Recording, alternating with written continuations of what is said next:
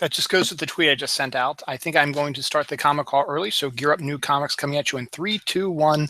We're live. Hello, this is Dylan Lang, and welcome to a new episode of the comic call on a Sunday instead of Wednesday. A couple reasons for that. One, I didn't have any money on Wednesday, but my wife and I got paid I got paid Thursday. My wife got paid Friday. So then I didn't get a chance to go to the comic book store on Friday because we needed food more than comics. So I bought food first and foremost before I got my kids from camp.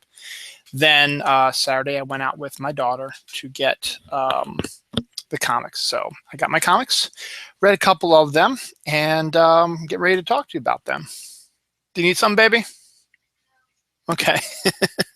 I'll be done soon. Daughter's sneaking downstairs.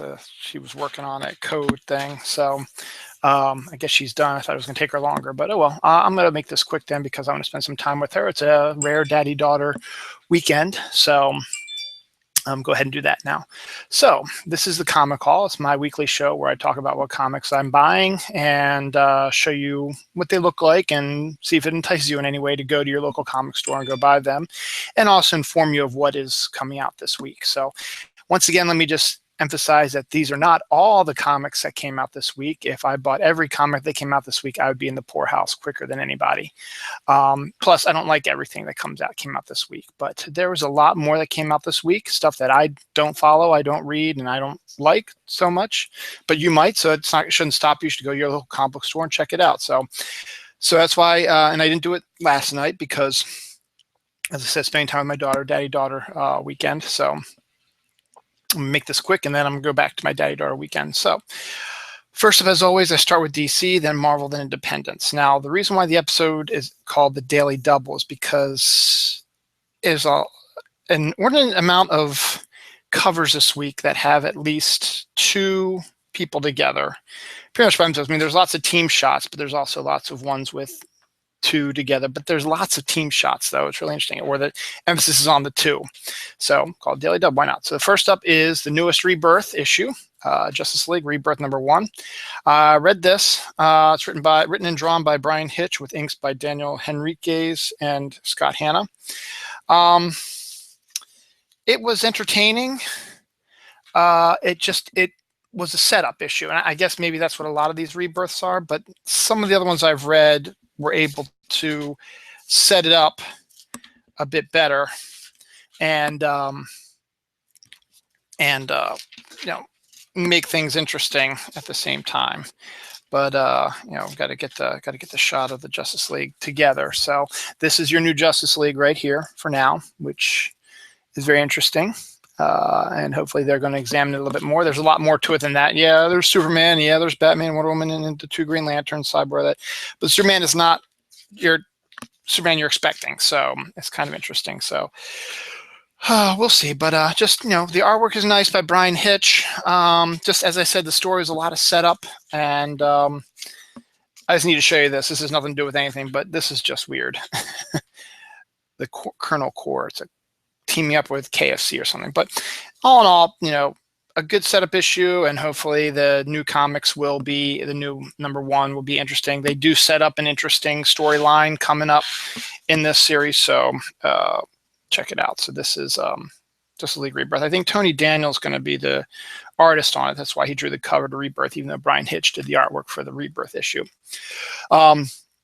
Continuing with the Rebirth stories, here's Batman #2, since Batman and Superman and a lot of comics are coming out bi-weekly. So this is the second issue of Batman. It's written by Tom King with art by Dave Finch. Matt Banning and Danny Mickey are the inkers. So hopefully David Finch can stay on target because he tends to have a problem with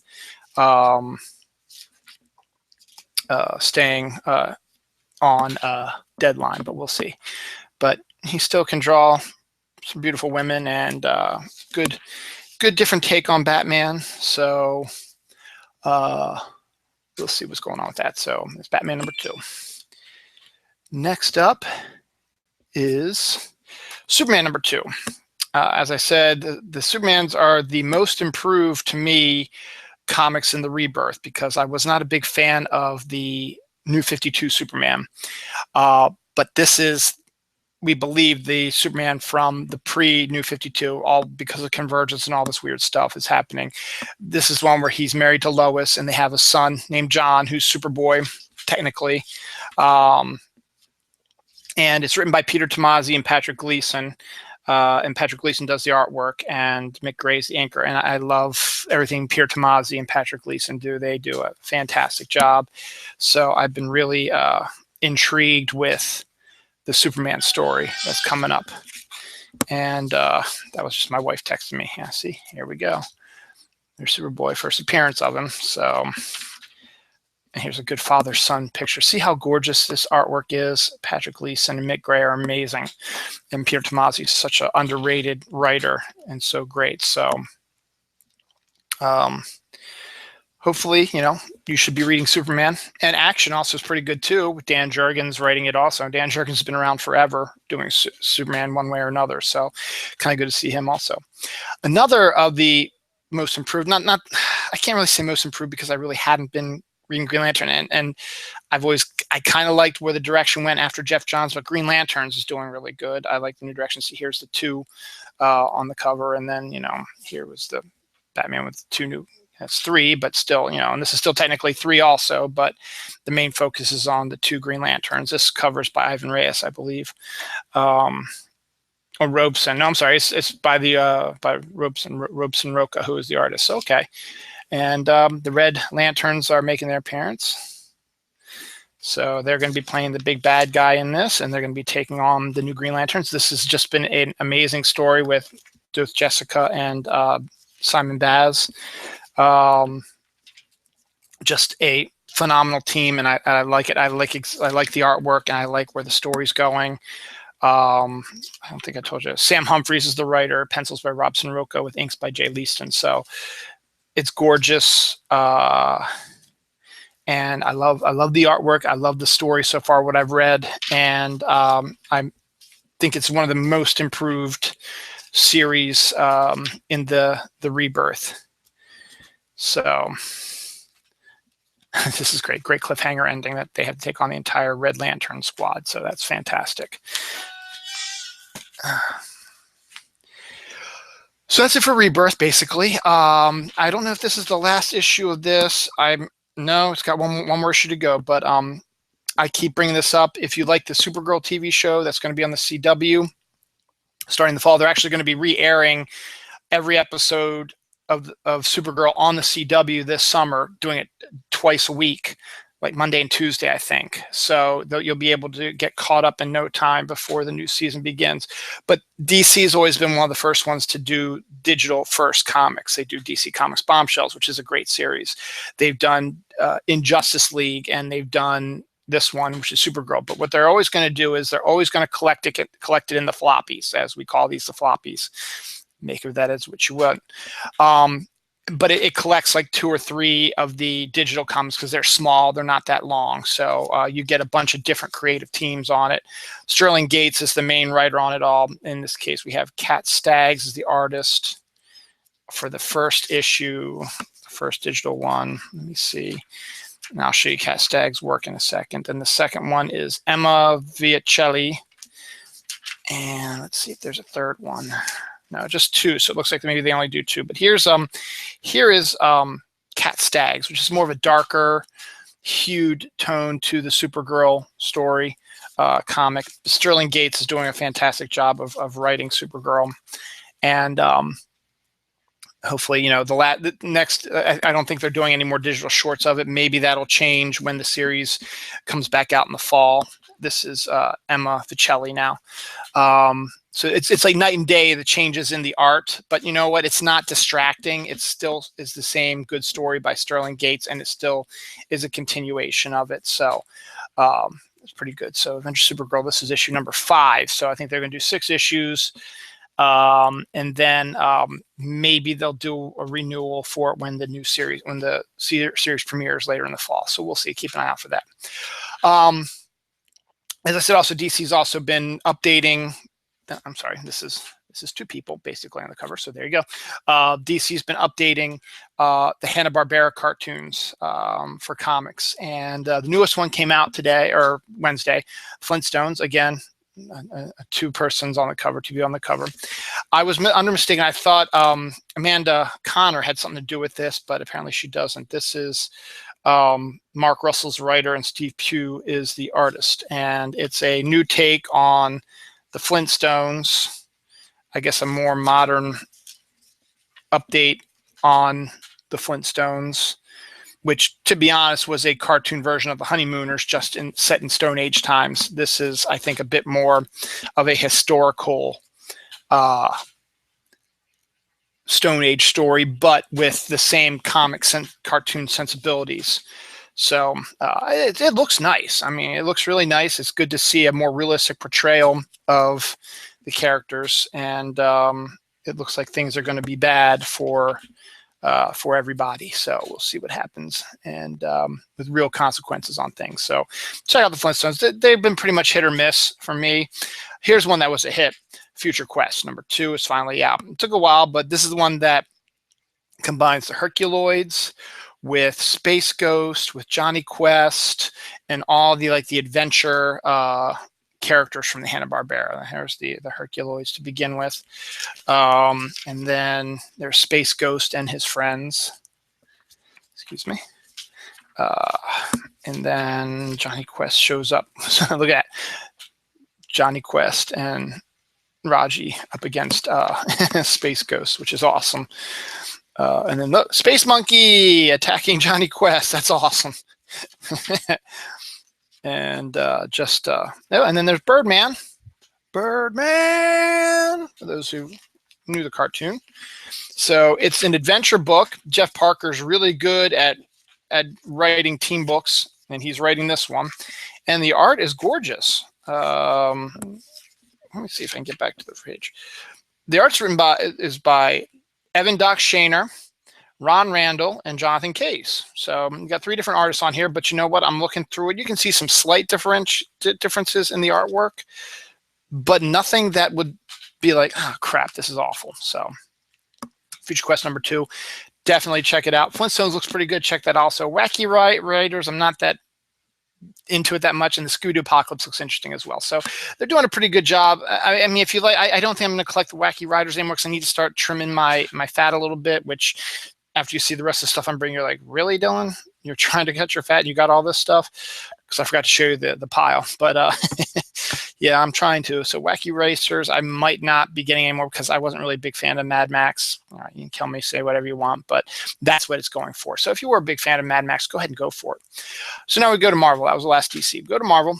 Civil War 2 is their big crossover. It's still going on. It's going to go through all the comics. It's going to go through all new miniseries. This one looked interesting, though. This is Civil War 2 Kingpin. #1, I think it's a 5 or 6 issue miniseries, which details what the criminals are doing while the superheroes are fighting each other. And who better to lead the criminals than a Kingpin? This one actually has 2 stories, both written by Matthew Rosenberg. The first one has art by Ricardo Lopez Ortiz, and the second one has artwork by Dalibor Talajic and Jose Marzan Jr. So this one is the Ricardo Lopez Ortiz artwork. Let's see if you can see it. It's a little dark. And you get, it's kind of, a little unique style, if you like that kind of thing.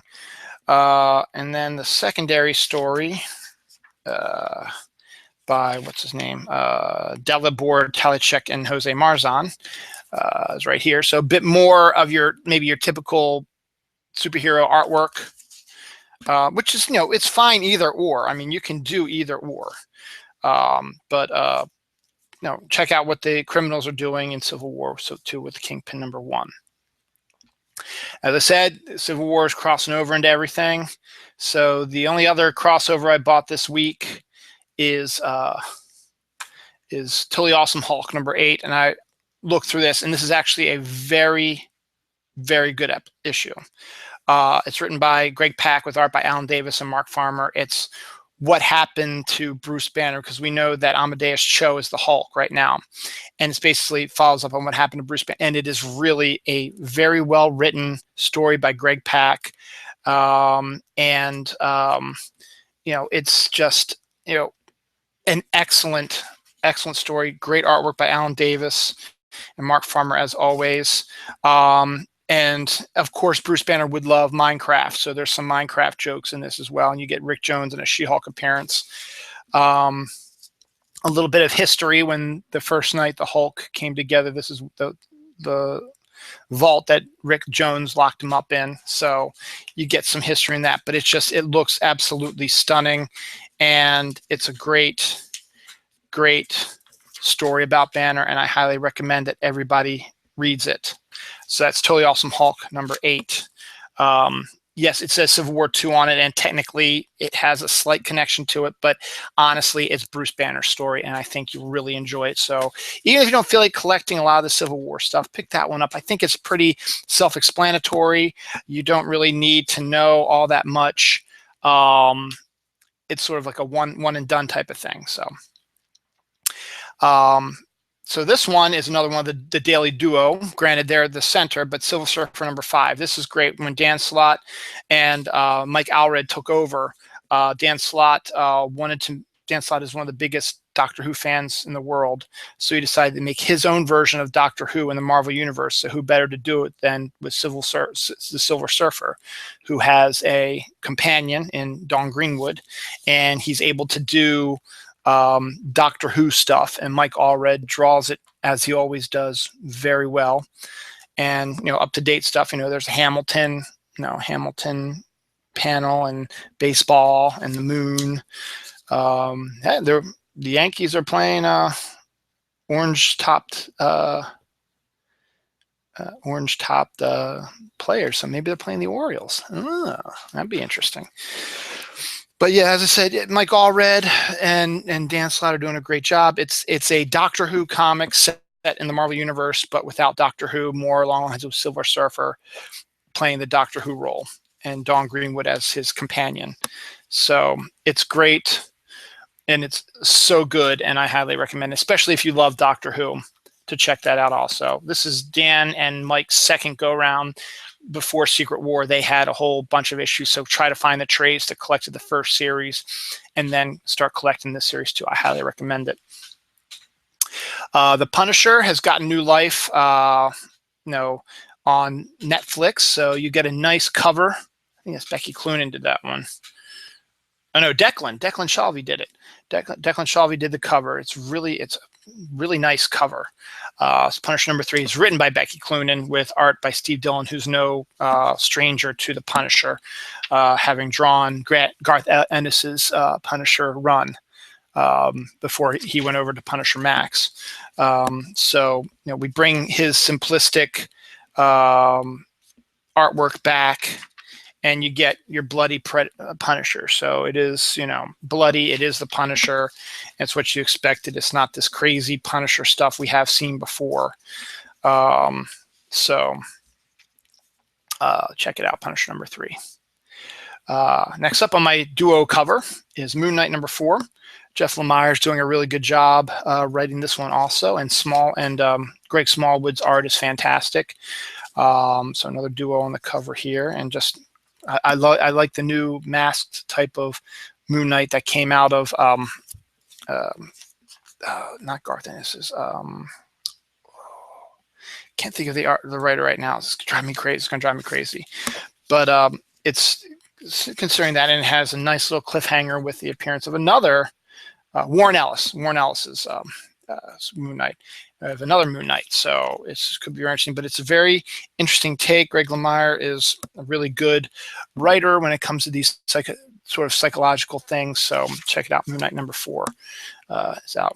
And another duo, technically, Vote Loki number 2. Captain America knocking out Loki. This is Loki is running for president of the United States, so it's straight up comedic, which we need at this time in our lives right now. And it's written by Christopher Hastings with guest artist Paul McCaffrey. which is interesting since this is only the second issue. So the artist on the first issue, I guess, couldn't do it. So it's a definitely political satire of what's going on in America right now. So check it out. Vote Loki #2. Yes, that's a goat they're worshiping. And one more, nope, a couple more Marvels. This one's another one I might be dropping soon. I thought it was only like a one shot or whatever, but because of the Daredevil season 2 on Netflix that featured the Punisher, they're doing a Daredevil Punisher comic.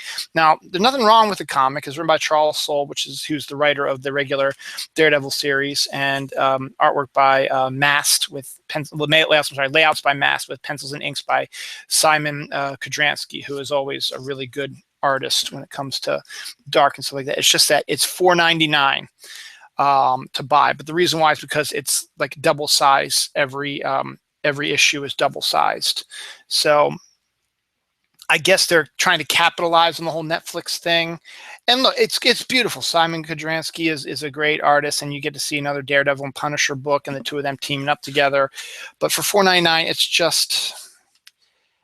just too much, and that's why if I'm really serious about cutting stuff out of my comic collecting, I may have to check out the expensive stuff. But for now, I got issue #3. It came out this week, and we'll see. Another duo comic coming up is Han Solo #2. This is a mini series written by Marjorie Liu with art by Mark Brooks and inks by Dexter Vines. Again, the artwork is good, and he's very good at capturing the actors, the Harrison Fords and the Chewbaccas, capturing the actors' looks and the costumes. It's a really good-looking series, and you get to focus on Han Solo in between Star Wars and Empire, I think. So Han Solo has always been an interesting character, obviously, and is maybe a lead into the Han Solo movie. It's coming out in a couple of years. So I think it's come out in 2 years, because we got Rogue One this year, then we got the second of the Star Wars new trilogy coming out the year after that, 2017, 2018, I think it's Han Solo. So speaking of the new Star Wars movie, we've got another miniseries from Star Wars from Marvel with duo on it is Poe Dameron #4. This one is written by Charles Soule also, with art by Phil Noto. And Poe Dameron was, one of the fan favorites of the new Star Wars movie. Potentially making him a gay character also is in the cards too, so we'll see if that's the case. But that shouldn't make any difference about picking up the book. And you got a good Charles Soule and great Phil Noto artwork, and it's based in the new Star Wars universe. And Poe's always been a good character, even though he was not in the original film that much. I think that'll change in the new movie coming out next year. So see more of him. So that's it for Marvel. A few independent books, and then we're going to be done for the day. First up is Titan Comics has been doing a really good job of doing Doctor Who. They're set in England, so of course they're going to be doing a lot more Doctor Who comics because that's where they're set. And they've been doing comic series for all the contemporary Doctors, 9, 10, 11, and 12, all have their own series. And then they've been going back. They've done one for 8. They're doing one for like 4 or 5 or 3 or something like that. But they also like doing the crossover. So this summer they're doing a crossover. It's the Supremacy of the Cybermen. So all 4 of the modern era ones are going to be teaming up together in this 5-issue miniseries. So this is from Titan. So you get George Mann is the writer, I think. Yeah, George Mann and Cavan Scott are the writers. The artists are Alessandro Vitti and Ivan Rodriguez with Tazio Bettin. So I leafed through it. If you were expecting them to be teamed up right away, that's not the case. You're setting up the story with all the Doctors. There's 12. There's 11. There's 10. And 9 should be soon after that. Yep, here's 9. And here's 9. So you got them all doing separate stories, which eventually is going to lead them to coming together and teaming up against it. You got 5 issues to do it in, so it's first issue's just set up. And pick it up if you're a Doctor Who fan, and especially the current modern Doctor Who, because all 4 of them are teamed up in that. This one is sort of a duo cover, even though there's more to it. I just love the covers by John Cassaday. It's the Lone Ranger, Green Hornet. Dynamite Comics owns the rights to both of them. They do some pretty good comics, and I've never really been interested in them, but this Cassaday cover is just fantastic.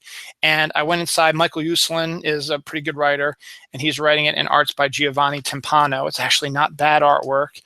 And so if you like the old style superheroes from the old days, the Lone Rangers and the Green Hornets, you get to see them working together, is always interesting to see. So go ahead and check that out. And I don't know if I'm going to stick with this. I really like the cover, and it seemed like interesting, and I like the interior artwork. So we'll see if that sticks up. Another duo is Kim and Kim, which is a great looking series from Black Mask. It's written by Mags Visaggio with pencils inked by Ava Cabrera. And I think it's about like some rock and roll bounty hunters. So a really good women-centric comic for those who are wanting more women-centric comics, and pretty interesting story series idea, some nice artwork. So Kim and Kim, check that out. Figure it out. Why not give it a try? I read about it in previews a couple months ago. I thought, that sounds good. Finally, from Image, it's what you expect. It's Midnight Soul #2 by Howard Chaykin. It's exactly what you expect from a Howard Chaykin book, which is nothing. It's not bad. It's gorgeous artwork. It's violence. It's sex, and it's Howard Chaykin, who is a legend in the comic world. And basically, it's probably him doing some American flag stories that he either doesn't want to do anymore or can't do anymore, but always wanted to do, It's about, I think, a former Korean War vet, I think, who, because of the horrors of the Korean War, he decides to take his motorcycle across the country and runs into all kinds of issues. Could be a World War II vet. I don't really remember. But it's Howard Chaykin, and it's violence, and it's sex, and it's gorgeous, and it's Howard Chaykin. That's my comic haul for this week. Hopefully I will not spend that much money next week, because as I said, I got to start saving money for lots of other things also. So on that note, I'm going to leave. Next week will be, it's come up since Sunday. It'll be new comics come out Wednesday. We'll see if we have enough money for me to pick them up Wednesday and do a show Wednesday, or if I'm going to wait till the weekend again. We'll see. Or I might just skip the week and do a double shot next week, or in 2 weeks. So we'll see. As I said, you never know. For fans of my other show, Dylan Knows, I know I've been all over the place this week, but again, Daddy-Daughter Weekend is overtaking everything. I should be able to do a Dylan Knows tonight, 9 o'clock, which is unusual for me. I usually do it around this time, but I got plans with my daughter. So we'll be doing a Dylan Knows. I'll be doing a Dylan Knows solo tonight. 9 o'clock-ish, talking Pokemon Go, a comic book movie idea that I just came up with a little help from a podcast, which I'll talk to you about later. And of course, you might not want to watch because I'm going to get political, and I hate getting political, but this week has been worse than the 2 weeks ago when I had my last episode, when I did an episode a couple weeks ago talking about how bad the week was, or what a weird week it was. This has been by far one of the worst weeks we've had this year again, and there seem to be a lot of them happening this year. So a lot to cover. I am going to get a little political, so a lot of people probably don't like what I have to say, because if you read my Twitter, you know my viewpoints on things. So, but surrounded by that, we'll have a Pokemon Go and discussion about a comic book movie idea I have, and we'll also cover, like I've done the last couple weeks, what the holidays are today, because every day is a holiday apparently. So there's some interesting ones this week. All right. I'm off. See you guys later tonight. Please come back, check out Dylan Knows at 9 o'clock tonight live. And or check it out when I post it tomorrow. All right. This one will be posted a little later today for those who missed it, because I had one viewer for a little bit, then they left. So we'll see. It's Sunday afternoon. I'm not worried. All right. It's a beautiful day out here in the the Mid-Atlantic, I should say. I'm going to go out and enjoy it. Bye, all. Go to the comic book store.